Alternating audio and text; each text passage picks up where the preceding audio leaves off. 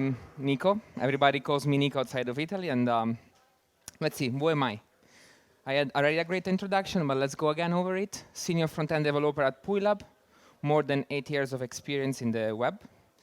Vue 2 leaflet maintainer and Vue XLS author. Okay, so I'm a very impatient guy, so I really like TLDR when I can. So let's see a summary of what we are going to see in these slides in this presentation. So I want to send you away from this talk with the idea that refactoring legacy code is not always impossible and daunting task. That actually migrating your code base to Vue can be approached in many different ways that complement each other. And that having Vue and another framework coexist and talk with each other can be approached in a standardized way that doesn't result in nightmare and horrible code. And in doing so, we can actually apply strategies that are derived from well-known software patterns. So I wanted to tell you guys a story that I lived in first person, but I'm sure many of us can share. You go on a holiday, and you get back at work, and you receive that email. Hi, the code base that you don't touch since 3 years, there is a bug. We need to fix it. And then you open that code base, and it's a jQuery UI code base that you are not touching since forever, and you're like, no, I can't do this. I really can't do this. So you muster all your courage, and you go to your PM and say, we need to refactor. And that's the face that they do. Ew. So I want to give you the tools, guys, to transform that ew to something that is appealing for the rest of your team and for your management. I spoke about strategies. There is plenty of stuff that we can discuss about. I chose 2 types of approach, which they're basically the 2 faces of the same coin. One Vue per day and Vue Orchestrator. I don't know if you noticed, but in the Vue community, we like to relabel everything as Vue something, so I couldn't back off from that tradition. So 1 Vue per day. We need to apply this strategy when we can identify a new standalone feature, when we can take advantage on the fact that Vue has a very, very small footprint, as Gusto was saying earlier in the morning, and then we can actually leverage a less known capability of Vue CLI that is to automatically generate web components, starting from a Vue component to actually work on our code. The other strategy that you're going to see more in detail is the Vue Orchestrator. Instead of sprinkling web components to enhance our old legacy code on top of it, we are going to act from the other way around and ingest our legacy code in a new, fresh Vue.js code base. And we are going to use tools like Vue Router, optionally Vuex. And we are going to leverage the clear lifecycle hooks coming from Vue and the hooks coming from Vue Router to achieve so. In the end, it doesn't really matter from which point we start. I think that it's more physiological to start with web components when approaching a very big code base, and that's what I'm going to describe first. 1 Vue per day keeps the refactor away. Well, I wanted to keep the saying, actually push the refactor away, not keeps it away. And they are perfect in several use cases. That all revolves around the fact that you are actually adding a feature which is self-contained, or it has a minimum amount of communication with the rest of your code. So floating elements, shared complex UI component, and models come to mind. Imagine that you have a very feature-rich date picker that you need to implement. You can simply go on Vueify and use the Vueify date picker instead of working with your legacy code. So when this strategy is preferable, there is not much time to allocate to the refactor. Maybe not your full team can work on it, or even just 1 developer can be assigned to such a thing. And what is very important is that you are able to add this feature without leveraging a UI library, and to keep your UI, and it's easy to keep your UI homogeneous and look alike compared to what it was before without a huge amount of code. How the practical step to do so? We can spin a new Vue.js code base. We can start immediately working in a Vue.js environment, which is familiar, I think. Prepare our component, unit test it, create it, even a sample demo inside our Vue code, so that we can work in our safety and green environment. And then we can simply ask Vue CLI and say, please make web components out of this. And then it's easy to delegate them to a registry like npm, or even a local one, or even import them locally in your old code base, and then just use them in your HTML file or similar. Of course, everything has its pros and cons, and I'm not here trying to sell the fact that this is like all silver bullet and everything is fine. Web components come with a cost, which is based on polyfills, especially for other browser. I like to say that web components are a relatively new feature.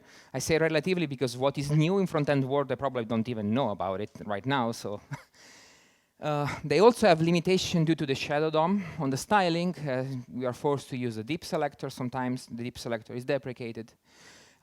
Split code base. I'm listing this as a con because on small project having like completely separated pieces in one code base and pieces in another code base can be a disadvantage, but it's actually the de facto standard when your project grows to, for example, have a UI library completely separated to what is your business logic and views.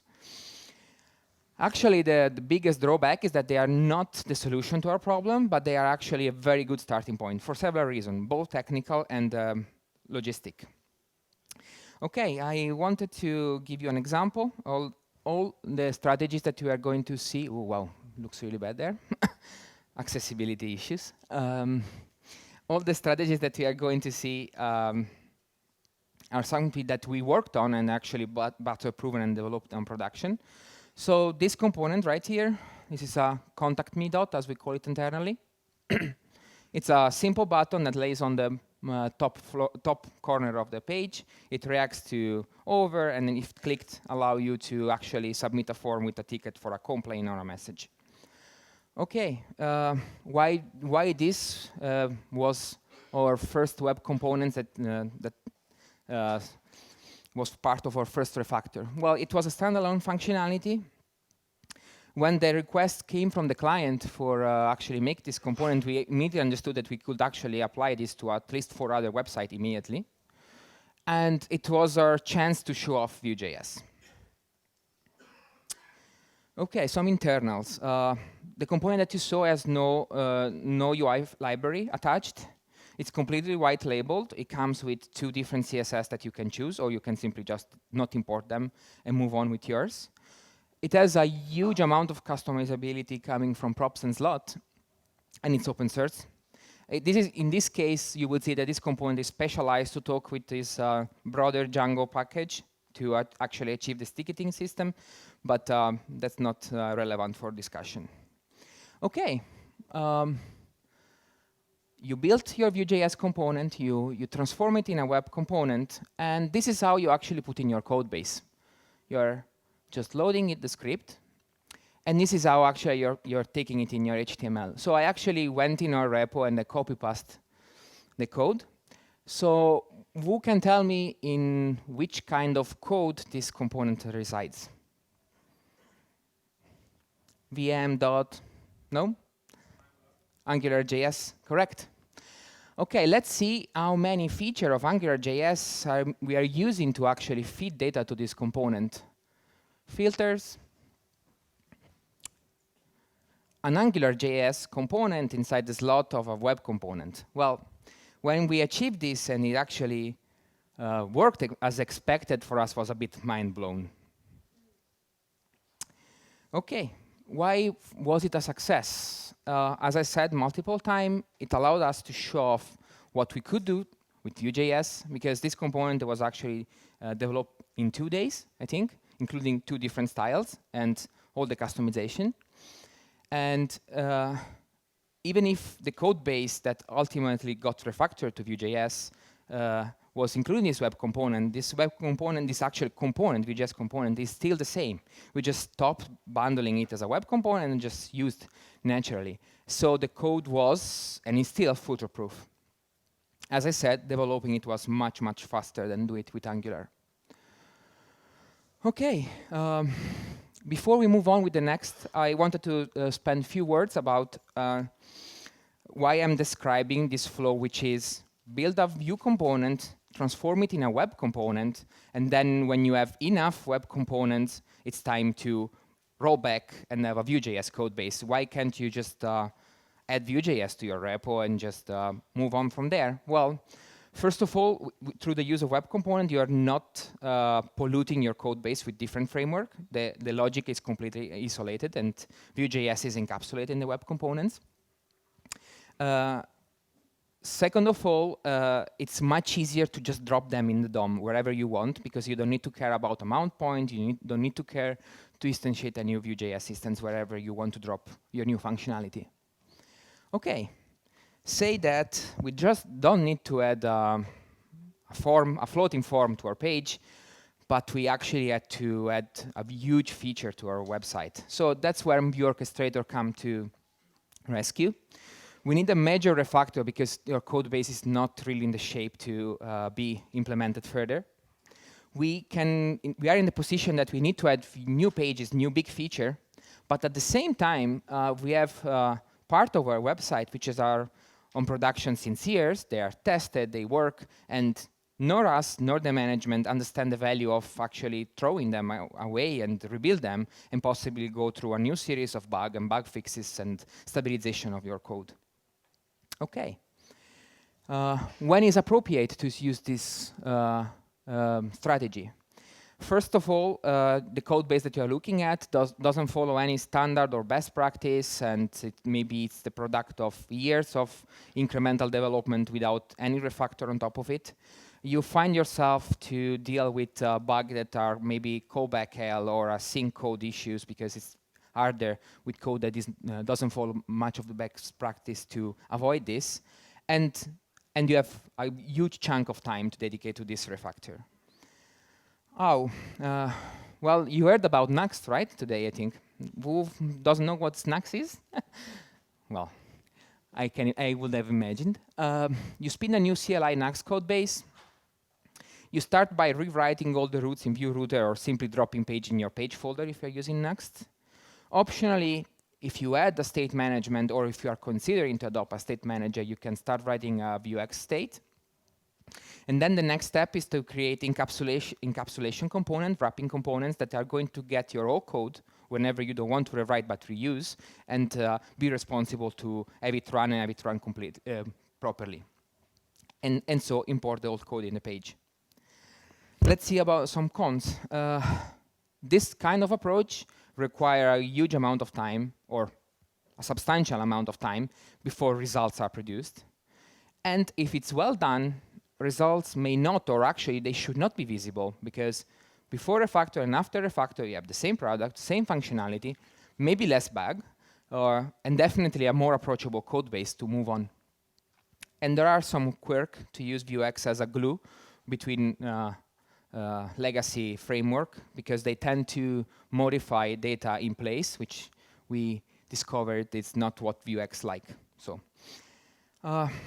let me present you a case study. I just want to go back to the previous website. So this website is now Nuxt.js website. But this button over here, which seems completely seamlessly integrated in the project, is actually spinning up AngularJS. Why we didn't rewrite something like this? Well, this was tons of guiding page which were site built, the HTML was done, the picture were alienated, then there is no feature to add on top of this, because this is just a guide. And so we saved ourselves probably 1 or 2 weeks of time to resite build all of this by just importing it. And this is what is about a component, but let's see a page. Well, it's not that visible maybe with the contrast, but all of this is an Angular SPA with its own routing, backed by Redux, and it's fully working inside Nuxt website. I'm presenting this case study because this is actually a production website. It's a production website that is out there since this version, I think, almost 1 year. It's used across the world. It's used by a big name, so we can't really afford to send out half-done work. Why we choose this? Why we choose to refactor this? The project started when Angular 2 was in alpha, and AngularJS just had released the component approach. We did the first block of work, and then a second block of work, and then there was a pause in the development. And when we went back at it, the functionality that we were requested to add and the state of the code base prompted us to say, we can't do this. We need to refactor. We need to really move on from this kind of code. And so the client requested a big piece of software, and we did this exercise with our management. We took the risk, and we promised that we could refactor to Vue.js most of the website and integrate what we couldn't refactor in the same time that we estimated to make those features in AngularJS. We actually delivered, and so I'm here talking about it right now. So today you saw Nuxt.js running, so I decided to add this image, and those are some numbers to tell you that this refactor was done not on a toy project. This is what you can consider a medium to big, depending on which reality we're talking about. It's a Nuxt.js in universal mode. You saw with your eyes, it's Angular and Vue. Vuex is used as a state manager. As a matter of fact, we have more than 10 different stored modules. We have roughly 150, 170 components, depending on which branch we are talking about, and circa 100,000 line of code. And when our Nuxt is pinned up, it occupies 1.5 gigabyte of RAM. So it's somebody. So I talked a lot, and now it's time to show something. Let's see some code. How to integrate a legacy component in an SSR page. I am mentioning SSR page because this is actually a challenge, because Nuxt or Vue server-side render knows how to take a Vue component and transform it in HTML. They have absolutely no idea how to take your jQuery or your AngularJS or your backbone and make a HTML out of those. So we need to leverage our mounted hook to do all our dirty work.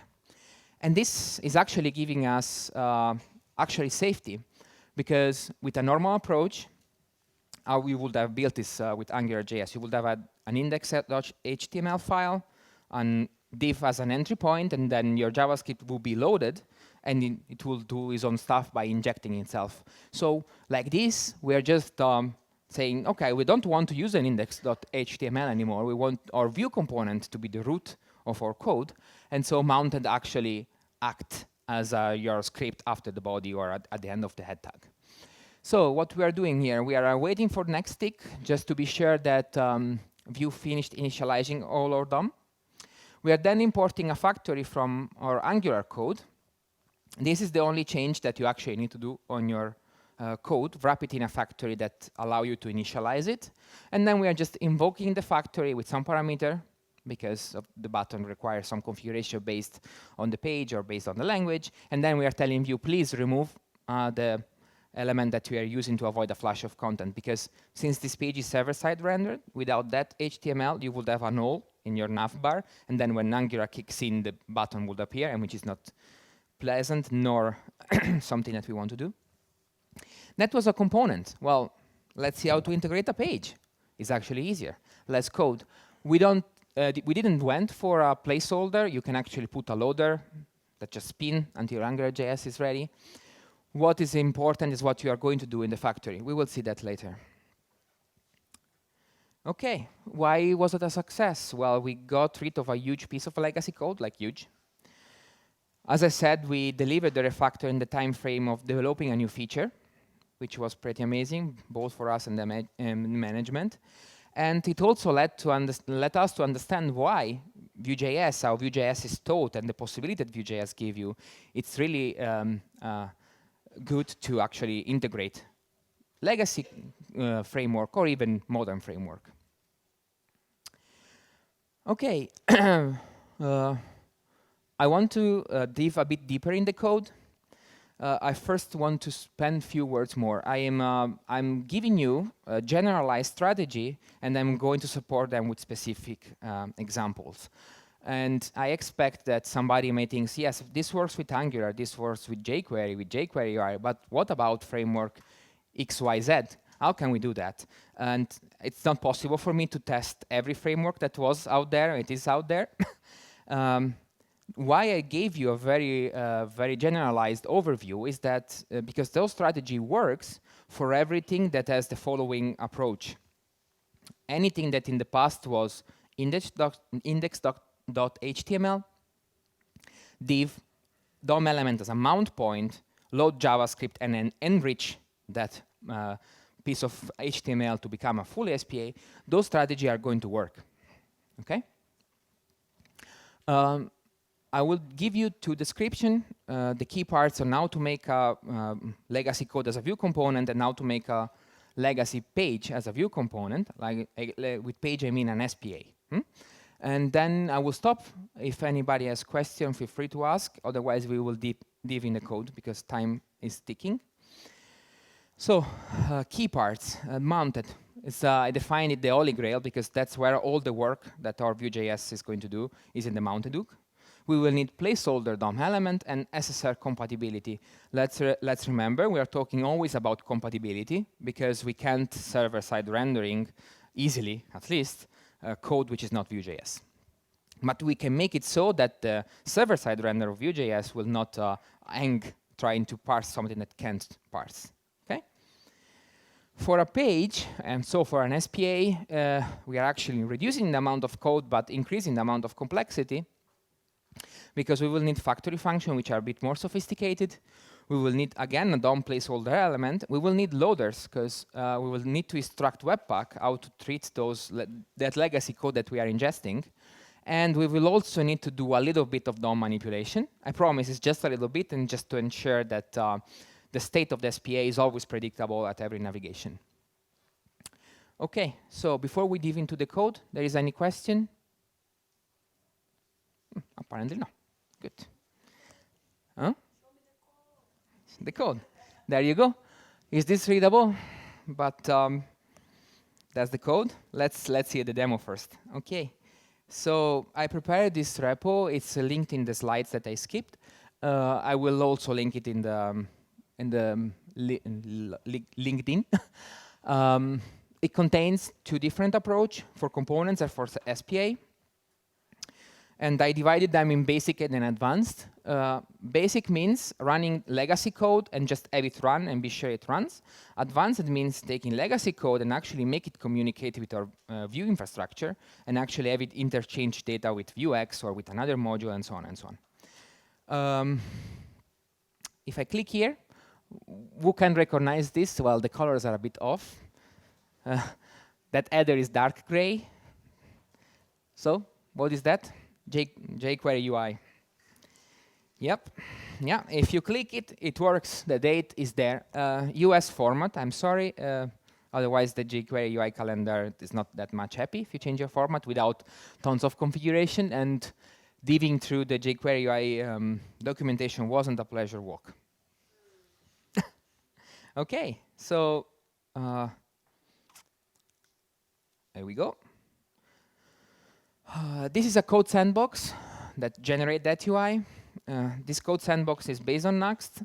I know that I mentioned Vue CLI everywhere, but I'm also a bit lazy and I don't want to write Vue router configuration nor Vuex configuration. It's just drop your page folder, your Vue component in your page folder and move on. And so here we go. So let's see how it is to integrate jQuery UI in your project. First of all the action is once again in the mounted. Our component is just a simple input that is going to be enriched.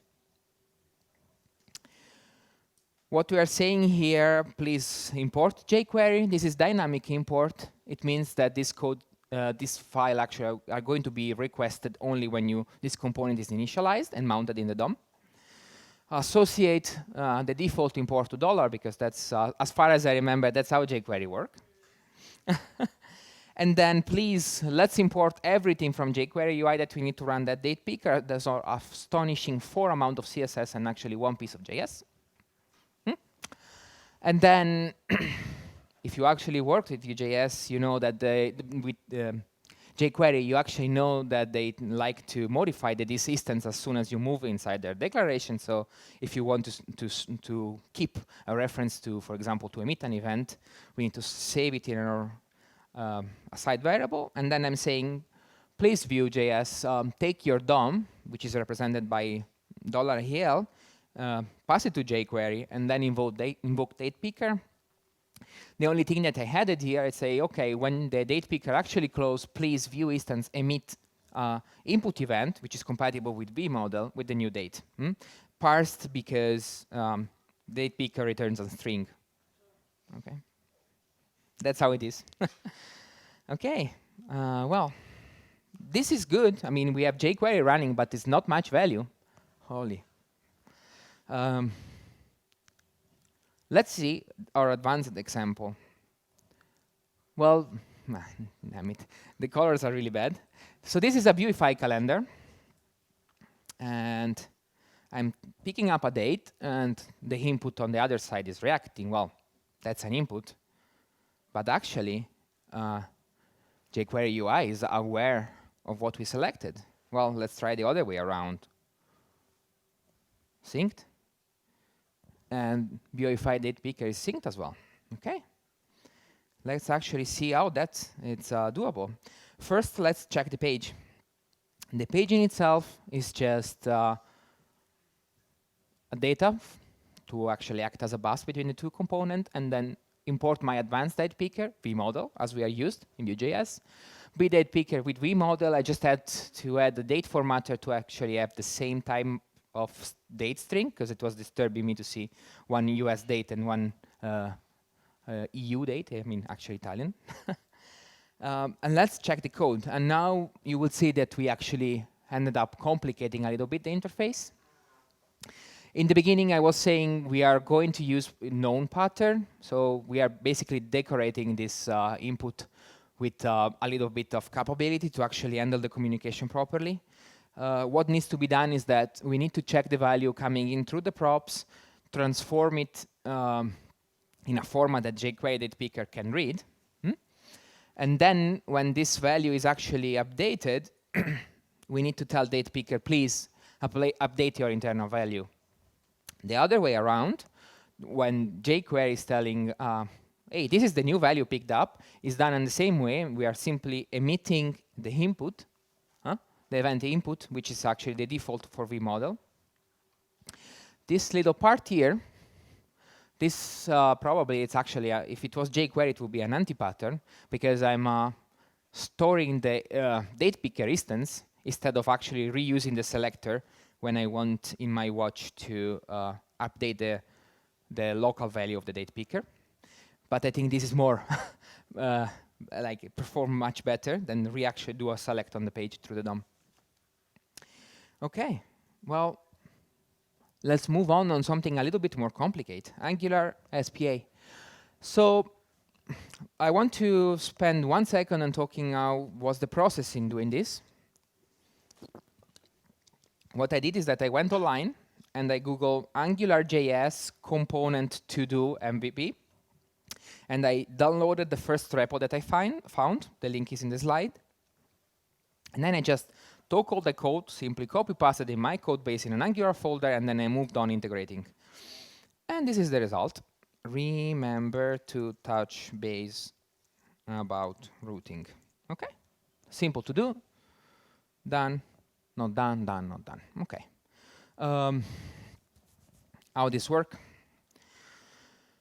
You will see, as mentioned in the slide, that the actual code is very, very simple. The only difference that I have a box in div that is good to be remembered about styling. Please forget about this. This is advanced like router extra for Next, just to actually have a nice name on the menu. So there is just a ref to actually pick up the right element to pass to Angular to initialize himself. And then I'm loading a factory and actually telling the factory, please mount yourself on that DOM element. Okay? A ref, it's always a DOM element, so it's easy to pass to other framework. Let's see the Angular code. I promise you that I just took the code, copy-pasted in my code base that I didn't touch. Well, I lied. I did one change, and the change is here. I just changed the import because I changed his folder structure. Of course, that the thing was on the root of his search, so I just added next alias Angular. And then I've wrapped the Angular module definition in a factory. That's the factory that you've seen being used outside. And then here is the little bit of DOM manipulation that I promised. So this project is an SPA, and I wasn't lying when I said SPA. So it actually uses a Angular router, Angular UI router inside, up there. So that element relies on a UI view component, DOM element to actually display the routes. So we are going to just create it and then just append it to our container. Why I'm doing this is that I want to be sure that the responsibility of creating this is in the Angular code base. So every time I call the factory, I'm going to have predictable resolution, okay? And then I'm just telling Angular, please bootstrap yourself. This is your container. This is the module that I want. And that's the result that you've seen. Okay, time is going fast. Let's see advanced use case. As I said, advanced means that there is Angular and a communication towards the system. Once again, I have my to-do. I have a to-do here. I don't have a to-do here. I need to go fast. Okay, cool. Once again, I'm a little bit lazy, and I didn't want to actually develop a to-do app on in Vue.js, but we have the dev tools, so we can use those. So I connected the Angular app to my Vuex store. And through the new CLI, I can actually go into my store and say, I need to go fast. Well, we are going faster, so true. Whoa, the DOM handled by Angular just updated itself. How can we achieve that? Well, it's a little bit more of code than the previous solution, but it's not even an unreasonable amount of it. So the factory function and the bootstrapping file are the same. I just changed the name, otherwise Angular cached the modules and it becomes a nightmare who is loaded and who is not. And then what happened is that this code was like a classical Angular approach, and it had a service to handle all this data. And I went inside this service and I said, okay, drop all the logic that you were doing inside. And now just whenever you want to save, please, through, well, this is actually a shortcut, next bind himself to the window object. So in mounted, you actually have $next. So I told him, I'm telling the code, please, every time you want to store a to-do, instead of doing your stuff, just dispatch a Vuex action with this to-do. Whenever you want to get it, please use this getter. And whenever you want to update, please dispatch this other action. Okay. The little quirk here is that we are still using $Q just to ensure that Angular dirty checking algorithm runs and actually the DOM is updated. Okay. The other change that you need to do, and this is you actually need to dive a little bit deeper in your code here, but it's just one, and you need to use one of the less known Vuex API, which is called Watch. I actually wrote a post about this on Vue.js a few weeks ago. Watch, it's a function that takes two functions. First function accepts state and getters and expect to return which part of your store you want to observe. From now on, Vuex is going to run this function at every mutation and say, hey, did the thing change? Yes, it did. Please run the next function. And in the next function, I'm just lazily asking the service, please, can you just fetch the current one and then just update the internal state. And that's it. That's all it takes to integrate these two code base. No, there you go. There you go. Since the time is going wild, I wanted to give a special thanks to my wife, first of all, that supported me in doing all this stuff, and then was really patient about it, and these wonderful fellas that motivated me and did the review about the slides, and actually I shout out to Andras that worked with me for the first factory that we wrote with Angular, and so you can always find me as a .nico.js, both on GitHub, on Twitter, on NPM and the chat, or on my website, .nico.dev. And that was all. Thank you very much.